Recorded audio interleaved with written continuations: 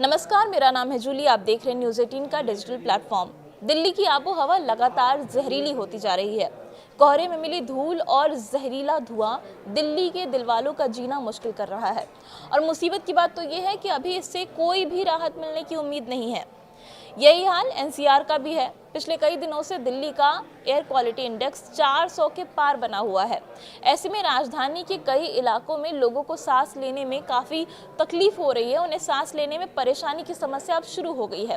राजधानी के प्रदूषण को देखते हुए हाल ही में दिल्ली हाई कोर्ट ने कहा था कि स्कूली बच्चों को नवंबर से जनवरी तक बहुत ज़्यादा प्रदूषण वाली सर्दियों के महीने में आउटडोर स्पोर्ट्स नहीं खेलने देना चाहिए, क्योंकि इससे बच्चों की सेहत खराब हो सकती है।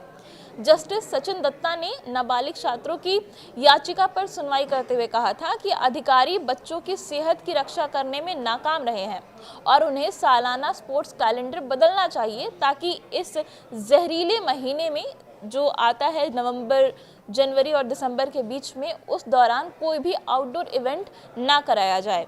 दिल्ली का AQI पिछले एक सप्ताह से बेहद गंभीर की श्रेणी में बना हुआ है। 14 नवंबर की अगर बात करें तो यहाँ 380 के आसपास AQI इंडेक्स था, तो वहीं अगले दिन यानी कि 15 नवंबर को ये 370 के करीब आ गया।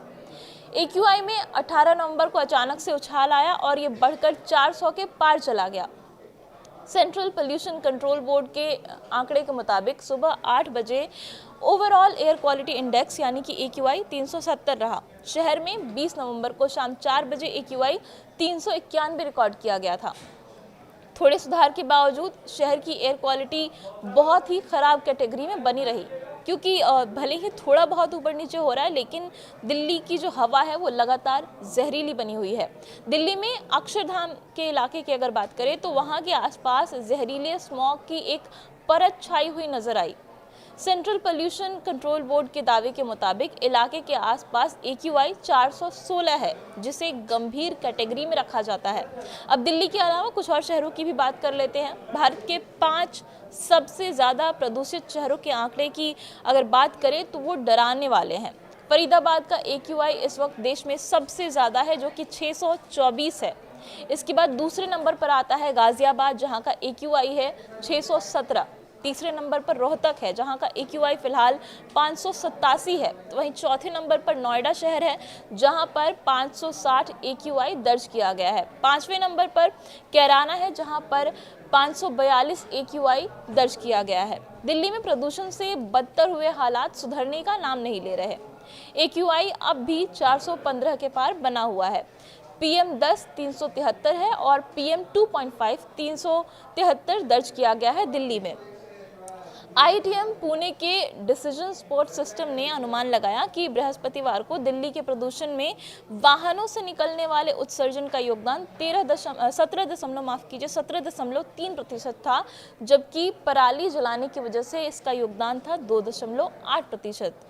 दूसरी तरफ मौसम विभाग के अनुसार बृहस्पतिवार को न्यूनतम तापमान सामान्य से 0.9 डिग्री कम 11.4 डिग्री सेल्सियस दर्ज किया गया, जबकि अधिकतम तापमान सामान्य से 0.4 डिग्री ज़्यादा यानी कि 28.2 डिग्री सेल्सियस दर्ज किया गया।